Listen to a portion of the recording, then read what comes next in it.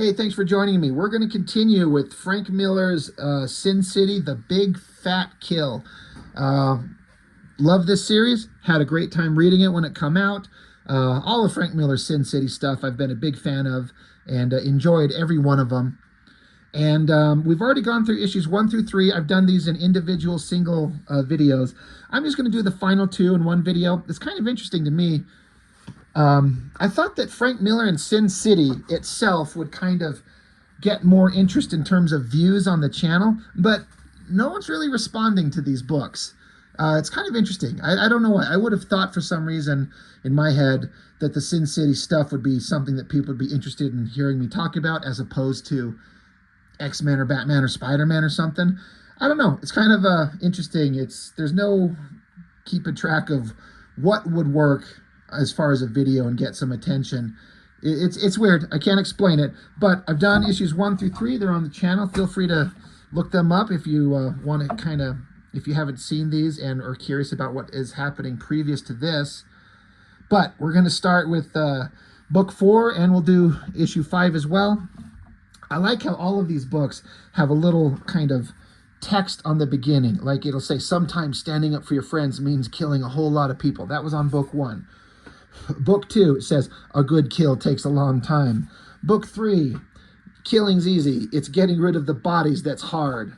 Book 4, she'll cut you quick. She'll kill you quiet. You won't feel a thing. And book 5 says, we got to kill every last rat bastard one of them. So I think that's kind of fun. And again, the way that Frank Miller just uses the canvas, the pages, it's laying out the pages for the page turns. Like you just flip open the title or the front cover and you just get the title and we're just right into it. No credits, no like copy of copyright this and Dark Horse Comics that. He wants his books to look a certain way, and this looks awesome, and he just jumps us right into it. So we get to where this is the character Gail, the chick that knows the main character Dwight McCarthy, and this big dude. He was played by Michael Clark Duncan in the Sin City movie. I can't help but read these books and think of the movie. I was talking about the same thing when I reviewed Watchmen recently, how the comic series is forever inexorably linked in my mind to the movie, because the Watchmen movie I thought was pretty damn good. The Sin City movie was pretty damn good. It was about as faithful an adaptation as I think you could possibly ask for. And of course, Frank Miller, yeah, he never hesitates to take a scene where we can get a female figure like that looking good. And so he's showing up, and he's part of a grander kind of evil bad guy conspiracy. We all know the story where it's set up where a cop was basically killed, and there was a truce between this part of the city in Sin City called Oldtown, where the women get to run it as long as they kind of follow the rules, and the cops stay out. But if a cop is killed by any of these women, the truce is over, and then the bad guys can run over everything and take over the territory. You know, it's all been explained, and that's what we're trying to stop from happening. And again, I think most of us know the story. So this guy's showing up, he grabs her, he sneaks up on her, he's basically torturing her, explaining like, Dwight McCarthy he's trying to hide the bodies of all those cops that got, or there's one cop and then the cops' buddies, but all the dead bodies, that's basically evidence to break the truce of Sin City. And he's like, your plan's not going to work. We're going to take over, and we're going to run everything. It's hopeless. Give up. Man, I really like the way that Frank Miller does these just shadows on the figures. Like it's sexy and it's attractive, but it's also kind of almost bordering on abstracty. It looks neat. But he's basically threatening her. He's like, you don't know what's going on. You don't know how bad it is for you. Great overhead shot, very powerful, great lighting. She looks great. Again, the lighting on her. She basically tries to use her feminine wiles. She's like, hey, big guy, you're a big, strong man. She's trying to distract him, and he ain't falling for it. He's like, don't tempt me, whore. It's not going to work. I'm not interested.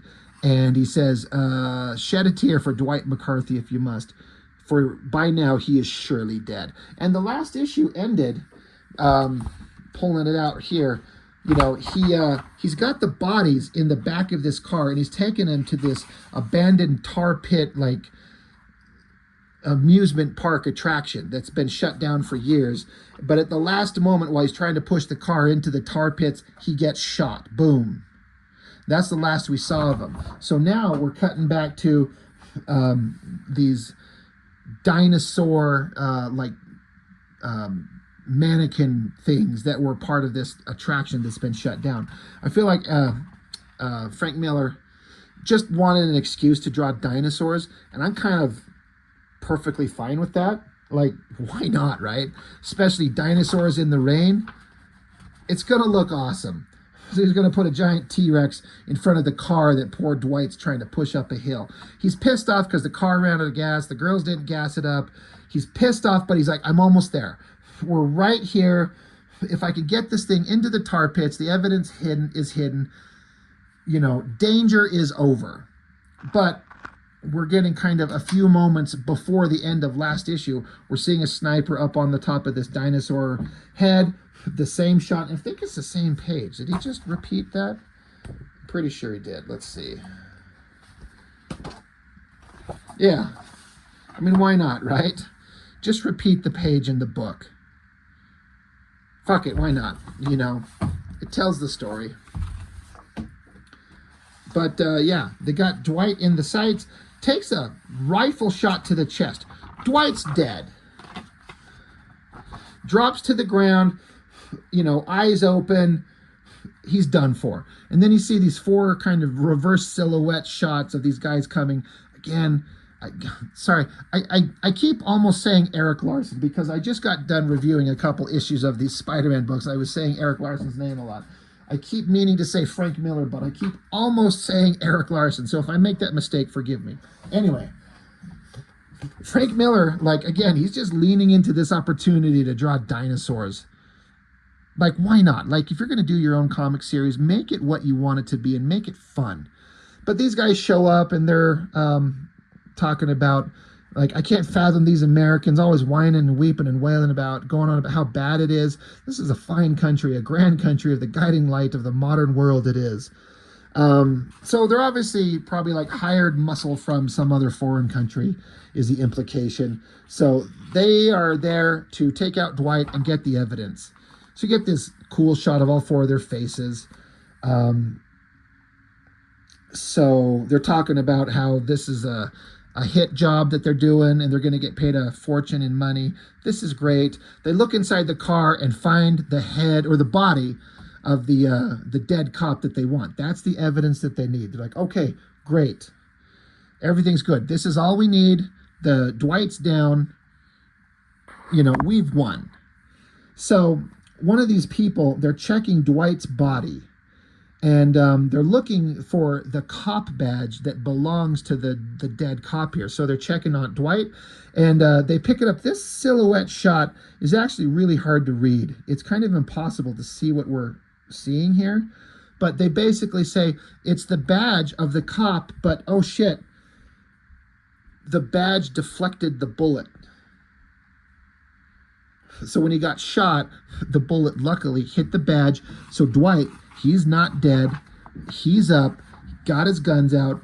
Boom, shoots a guy right through the head. Another shot there. Taking out all these guys. They unload with their machine guns while he dives over the car. This shot of Dwight putting the gun to the head of the dead cop and firing a bullet through his head into the arm of this other bad guy, this chick here. Such a weird thing, but they did that right in the movie. It's a really weird choice, but it's visually interesting. Frank Miller on these Sin City books is just always kind of in top form. But, he keeps taking out all these guys. 3 of the 4 are dead. But then Dwight says he hears something landing softly in the grass not 4 yards away. Basically the implication, somebody tossed a grenade or a bomb or something. It explodes. And he says, and here everything seemed to be going so well. So he tumbles through the sky from the explosion. The explosion kind of continues. Boom. The trunk opens up, and all the body parts of the thugs that were with the dead cop, like heads and arms and legs, come tumbling out of the back of the car. And then we get this awesome shot. I remember looking at this splash page here, and I had to like stare at it for just a second to understand what I'm seeing. But after it, only a second, you got the car tumbling into the tar pit and Dwight himself, and then this bright light from below. Really neat looking. But yeah, Dwight got knocked into the tar pits himself. He's beat the hell up. He's miserable. When he kind of comes to, he looks over there, and the car is sticking out of the tar. And they're talking about, they're using a knife to saw the head of the cop off of the body. He's like, I'm at the bone, all right? And then boom, they pull up the severed head, and they're like, there you go. Have you ever seen anything so pretty in your life? You know, got the head out. Good job. And then, so Dwight, he's stuck. The bad guys, there's even more of them now. They've got the head. Everything's lost. Like, this is like the worst scenario. The truce of Sin City is going to fall apart, and Dwight sinks into the tar. And what's interesting is this stuff right here, this reverse silhouette stuff. This is like, they did this in the movie exactly like this. Like, it really worked out really well. But while he's sinking, he's done. He failed. He doesn't mind dying. He just wished that he could have made this situation right. But while he's falling, it says, skinny, steely fingers at my wrist. Miho, the tiny little 5 foot tall, skinny Asian ninja warrior badass. She's dived in here and grabbed onto him to save him. And with the help of another one of the girls from one of the hookers from Oldtown, they pull them out. So Miho showed up and killed the remainder of the bad guys, but some of the other bad guys left with the head. So they're like, all right. He's like, all right, shit. Thank you for saving me. But they're getting away with the head, the severed head. We have to find out where it's at. I hope you left one of these bad guys alive so we could get some information. And so Miho just points off to the side. She's like, oh yeah. So strung up, undressed from one of the mouths of these statues of the dinosaur is one of the bad guys. And so Dwight walks up with the knife and just sticks it in his gut and says, I let him know I'm not fooling around. We talk.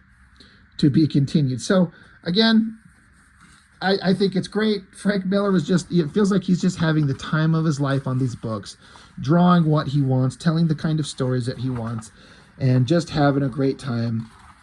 There's usually some pinups in the back here. Sergio Topi, I think that's, he says here, it's an Italian cartoonist. Never heard of him. It's a pretty awesome piece of artwork. And then you get Sin City pinup by Mike Allred.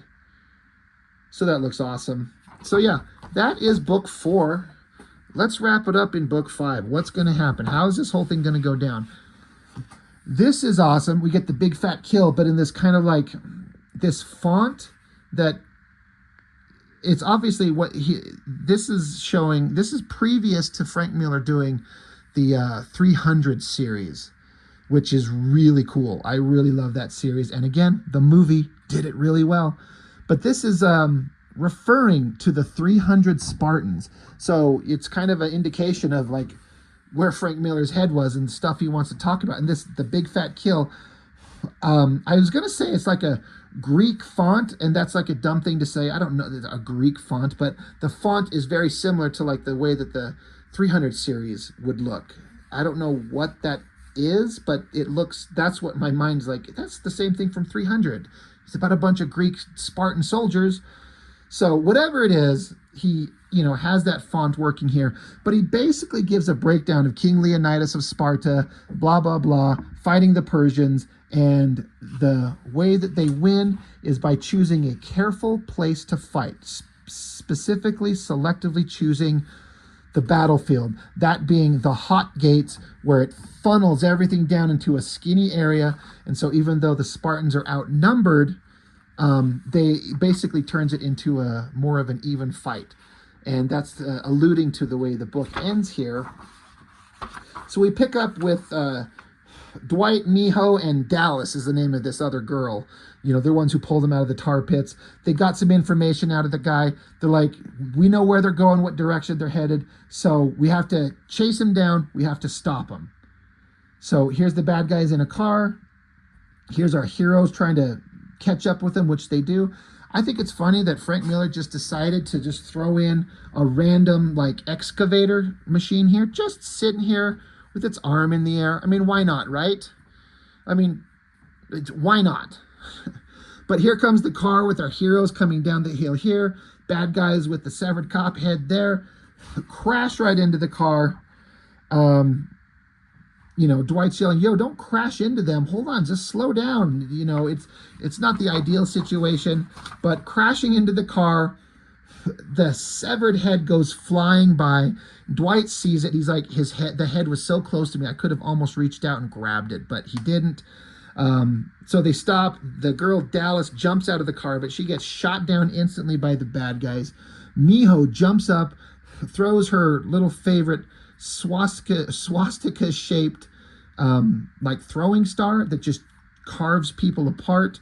I remember reading this thinking that it was an interesting choice that Frank Miller chose this design, but he pointed out that this shape existed in history and in cultures before the Nazi Party basically took it for their own and gave it the meaning that everyone thinks of. So I was like, okay, that's fair. Good point. I didn't know that. So it's a perfectly legitimate thing to use, but considering the implications of what the shape is seen as, it's still kind of a weird choice outside of Frank Miller doing it just to be, fuck you, I can do what I want, and I'm going to use this shape, and you can be mad about it all you want, I don't care. Which is, if I had to guess, I think that's probably what Frank Miller was doing. But she throws this star thing, cuts the guy's head right off. Other guy tosses a grenade. If I could get a hold of the pages and flip it. This was an interesting thing, especially the way they did it in the movie. Grenade drops right in front of Miho, and the way the comic portrays it is it explodes, and it looks like that could have killed her. Like, at the time, Miho is a big mystery. In fact, she never is anything but a mystery. The only thing we know about it is she's basically undefeatable. But this, I was like, is she dead? I mean, she could be. In the movie, the way they portrayed it is this grenade jumped or landed right down in front of her, and she put her hands out in front of her, almost like she was like a Star Wars Jedi, like a Force user. And when the thing exploded, it just pushed her away. So the movie kind of made it seem like more of almost like a magical thing that she did. It was kind of weird. It stood out to me as not the best way to interpret this scene, but whatever, right? So I love the way that Frank Miller does these shots, like there's smoke in the air and everything, all these lines going back and forth. Dwight's pissed. He's going to stop this one last guy. He's got to get this head. This is evidence. This is everything. So he takes a shot. This was another one of those scenes where I'm like, they're out driving in the countryside, basically. You know, trees and everything. Then they're near a construction site. Then I guess they're just randomly near some buildings and bricks. I don't feel like I understand why there's a sewer hole here, a manhole cover, that they can go down inside, and there's this vast expanse of space under their feet. Like, I didn't get the vibe that they were in the city. Like, they were still outside of the city. So where's this manhole cover and this giant space underground? Why would there be this giant man-made construction space under their feet? I guess I don't know how, you know, these underground sewer systems actually work and how big they are. But if they are that, you know, this size, I feel like this setting, it just kind of come out of nowhere. I think Frank was like, all right, and then they dive down into a sewer like the Ninja Turtles. I'm like, really? Okay, well, Dwight jumps down. This is a great shot. He's firing as he falls down, lands in the water. There's water splashing everywhere. The bad guy's there holding the head. They exchange some words. But bad guy's got a detonator in his hand. This guy likes bombs and shit. So another explosion blows Dwight away, and he's basically knocked on his ass. Dwight's trying to pick himself up, and the bad guy's explaining how he's like, I love to use bombs. That's my favorite thing. But I'm not gonna blow you up. I'm gonna use my knife on you. I'm gonna stick you. It's gonna hurt. He's a sadistic like monster. But while he's yapping on and on, suddenly there's a knife stuck through his face, which is something I kind of forgot about. It's the last time we see this guy in the scene. In the movie, I'm pretty sure he gets the blade through the chest. But in this one, Miho showed back up. She doesn't die from no casual grenade.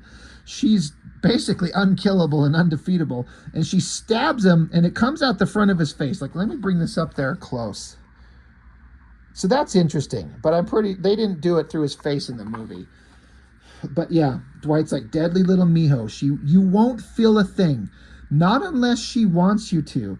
She twists the blade, he feels it. So she showed up and saved his ass again, but we've got the severed head. The evidence is in our hand. So we needed a page to get some exposition conversation out of the way.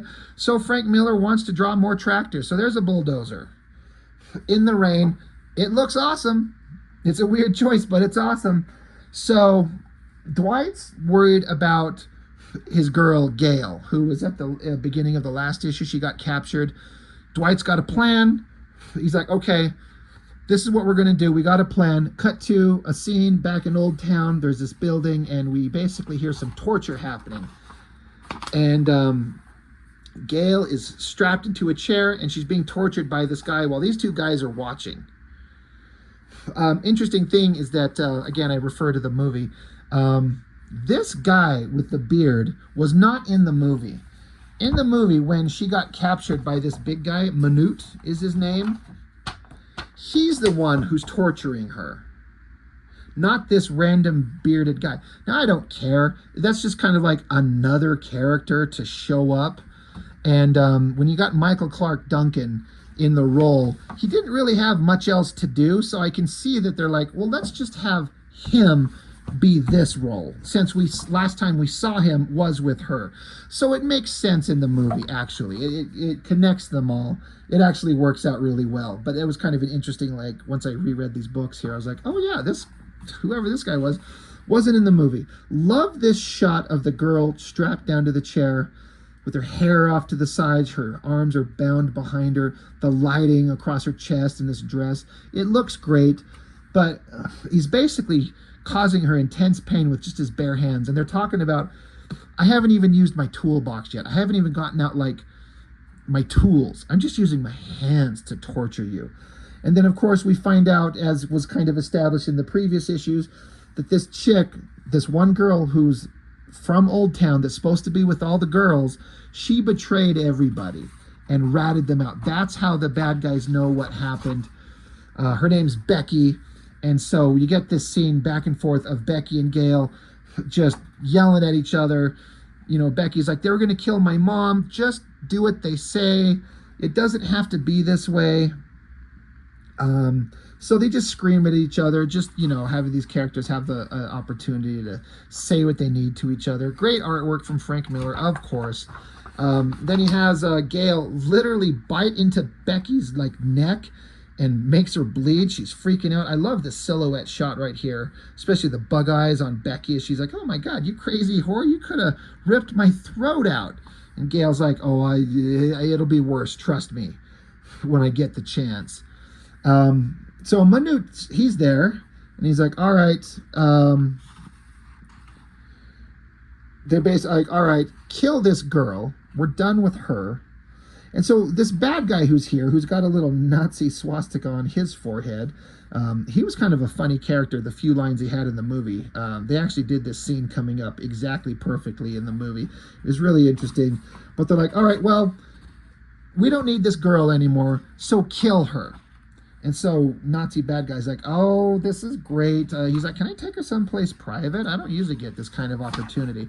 Right at that moment, frickin' there's Miho.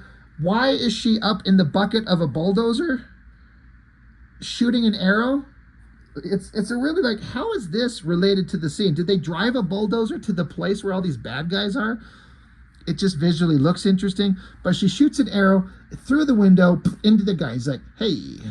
And again, they did this scene in the movie exactly perfectly. And they're like, shit, everyone stay clear of the window. Somebody's shooting in there. And it's like, the guy who got hit, he's like, well, wait, look at that. It's right through me, guys. Look, it cut a hole right through me. And they're like, there's a note around it. So they read the note, and it's from Dwight, and it says, the cops head for the woman out back. So they're like, all right, we got him. McCarthy, he's showing up. And again, this funny scene with this stupid Nazi guy. He's like, guys, this is really starting to hurt. Just look at it. It's poked a hole right through me.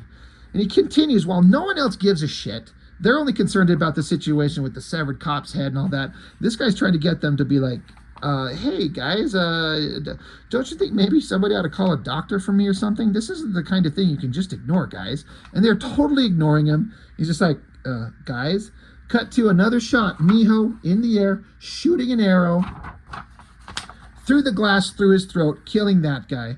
And now we get this awesome shot overhead, looking down from the building, the roofs of the building, looking down at all the bad guys coming out into this alleyway. And this is where the beginning scene with the reference to the 300 Spartan comes into play. There's Dwight standing in the narrow alleyway, holding the severed head of the cop, and it says, sometimes you can beat the odds with a careful choice of where to fight. Because Dwight's saying, I'm outnumbered, outgunned, but the alleyway is crooked, dark, and very, very narrow, funneled into it. They get in each other's way. They can't surround me. Their numbers don't count for much. So again, it's just like the 300 Spartans thing. I actually think that's really fun. I like it. It's really cool. So then you get this awesome splash page. This is one of the best drawings I've seen Frank Miller do. This awesome shot right there of him holding up the head of Jackie Boy, showing that he's got it. Here I am, no words needed. And then we get a reverse angle, all the bad guys down here. You got Manute, you got Becky, you got Gail, and then just a bunch of bad guys. Love that shot. But interesting thing is, if you're paying attention, the mouth is all taped up. It was not that way before. So great shot. I actually really love that piece of artwork, man. I've said this before, another random kind of like, you know, shiny thing thought that I have here, you know, that takes my brain off into another direction, is like, I'm pretty certain Frank Miller keeps all these pages, but I can't help but wonder, where are all these pages? Where is all this art? Probably in a filing cabinet at Frank Miller's, wherever he lives, you know? And I can't help but wonder, I mean, Frank is old, and hasn't looked very healthy these days. And, you know, one of these days, like all of us, he's going to pass. I can't help but wonder what will happen with all this artwork. Like, does Frank Miller have kids? Does he have family? I can't help but wonder, when an artist keeps all his work like this, where is the art and what is going to happen to it? I wonder if the estate, somebody might start selling it, putting it on the market. I'm assuming all of these are still in his possession. This is an assumption on my part. But that's just something that I don't know. I don't hear a lot of people talk about. Again, I'm sorry, this is me trailing off on a random thing. But, you know, as an artist, like, I'm sitting here in this room that I draw my own comics in, and I bury it under my own artwork. And I often wonder what's going to happen to it in the future, if my kids are going to want it, if they're going to be interested in having it. I'd like to think that they will. But then I look at comic books, I'm like, where are all these pages? I know a lot of artwork is out there in collectors' hands, but I don't think Frank sells his pages like this. I don't think. And I just wonder, where are these at, and what will happen to them in the future once Frank Miller is no longer with us, which would be unfortunate. Like, that sucks. I'm not wishing death on anybody, of course, but it's just going to happen eventually. Where is this stuff going to end up? And I bet these things would fetch a fortune. If I was a rich guy, I would want to buy this page. I would hang this in my living room and have people come over, you know, invite a date over, have some chick come over and she'd be like, what the fuck is that? And then I'd explain it to her, and she's like, I gotta go. Anyway, back to the story. He's showing the head. He's got it. And Becky, she's like, wait a minute. Something's not right. And Dwight's like, just give, you know, you can have Oldtown. I don't care. Just give me the girl. And Manut's like, all right, whatever, she's yours, fair trade. Becky's like, something's not right. She's like, wait. She's like, why is there tape over the mouth of this thing? So Dwight hands over the head. They give Gail back to Dwight. But Becky's like, there's tape over the mouth. Like, this is weird. Something's wrong. But Dwight, he's got the hand-triggered explosive device that he was fighting that guy from the beginning when he was in the sewer. He took those explosives and the trigger device, stuffed a bomb up the head, handed it to the bad guys, and then it blows up. Like, there's the eyeballs from the severed head. So he basically destroys the evidence, which makes me wonder, why didn't they just do that in the first place? Why do you have to, like, hold on to the bodies? And I mean, I guess disposing of a dead body is a lot trickier. How the fuck would I know? But there's a solution. Just blow it up. And then we get this upshot on the roofs, whatever the proper terminology is. Above them, all the bad guys are down in the alleyway below. Here's all the girls from Oldtown, got their guns trained down on them. And Manut's like, he's like, that's a cute trick. He's like, oh, wait, no, McCarthy, you shit. And so Dwight thinks to himself, where to fight? It counts for a lot. But there's nothing like having your friend show up with lots of guns. And so we get an awesome double-page spread of all the girls just unloading down into the alleyway, just taking out all the bad guys. This is a hell of a double-page spread. This is another one of those, like, this would be great to own. This would be such a beautiful shot to actually have in your possession. So it's so well done. I think it looks so great. So they're unloading. They got to kill all these bad guys if they're going to survive. Another double-page spread. Like, I think it's 3 double-page spreads. In fact, it's 4, basically. Yeah.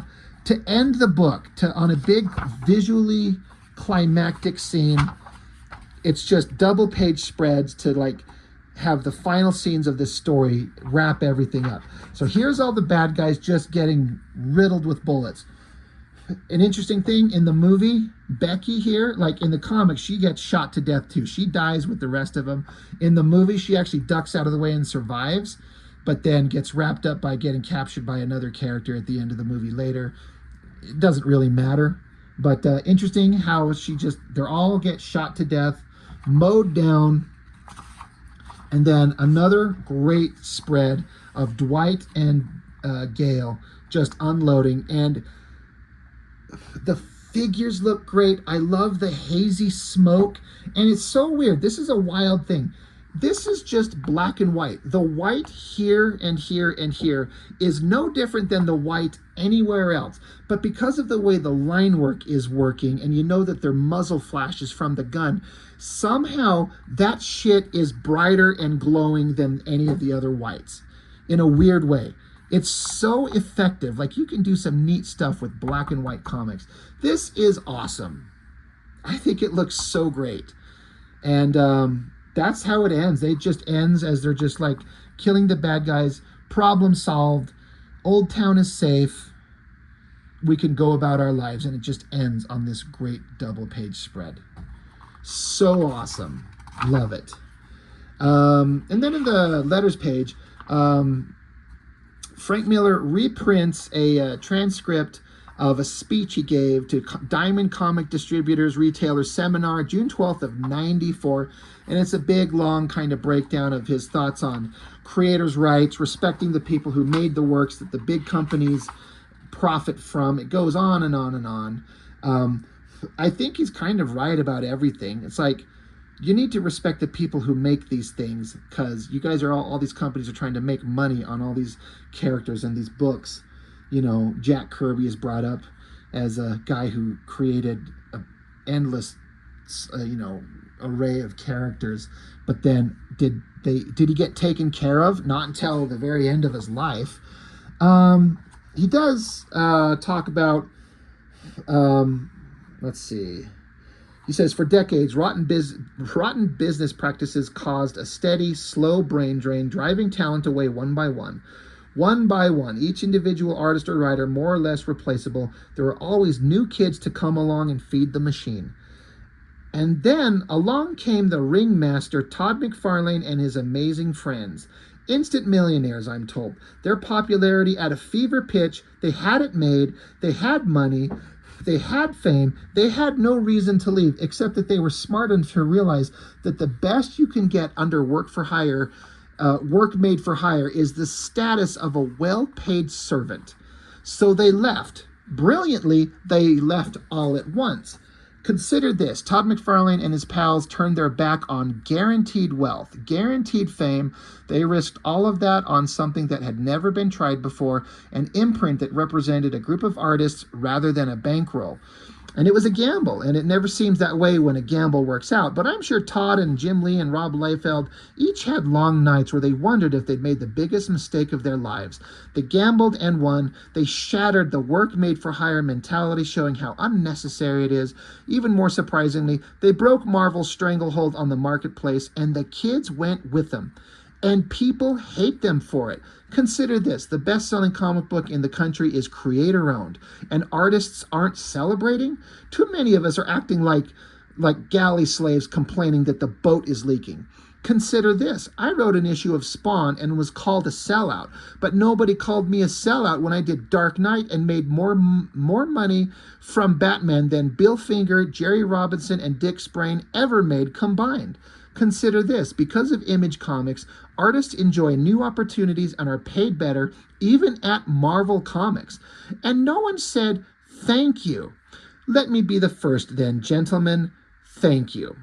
So I think that's interesting how through his big rant of creator rights, he wanted to point out that for better or worse, as history's gone on, what you might have think about what Image Comics did at the beginning of their kind of tenure, he's like, they were hyper popular and they were wealthy. Like, don't get me wrong.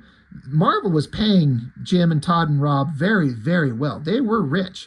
Liefeld talks about he got $1 million paycheck from New Mutants 100. And then whatever he could have got from X-Force, because that sold 5 million copies. Like, he was rich, millionaires. But they left to go do their own thing, to own their own thing. And it made the business better for artists because everyone started getting paid better. And so he's like, thank you guys. So that was just a little bit of something going on there that I wanted to read. But, Frank Miller's he's a guy that creates a lot of controversy, but I like it. I respect him. Gets a gallery, a pinup from Sergio Aragones, which is funny to see that guy in his cartoony style drawing like Sin City hot, like naked babes. That's funny. And then this is always one of the weirder ones. It's a Sin City pinup by Walter Simonson, but out of all the options of things to be able to draw in Sin City, this is what he chose to do. It's just like a head on a slab with weird, this could be anything. It's fine. It's cool. His line work is impeccable. But I'm like, what a weird pinup for a Sin City thing. I don't know. But anyway, so that's it. I should point out, I like that they have the covers with all the, the credits and the text and all this shit.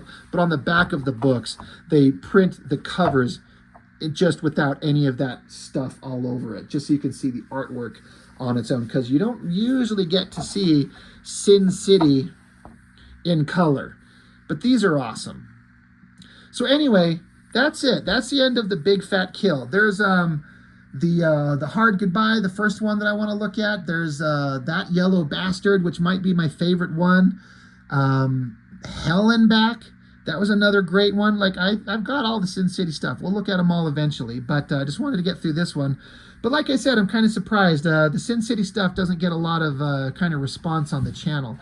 That's fine, I guess. I mean, I'm surprised. I thought that the Sin City work would interest more people. But you can never tell, right? So anyway, I guess that's all I've got for now. Thank you for joining me. I appreciate it. I'll see you on the next one.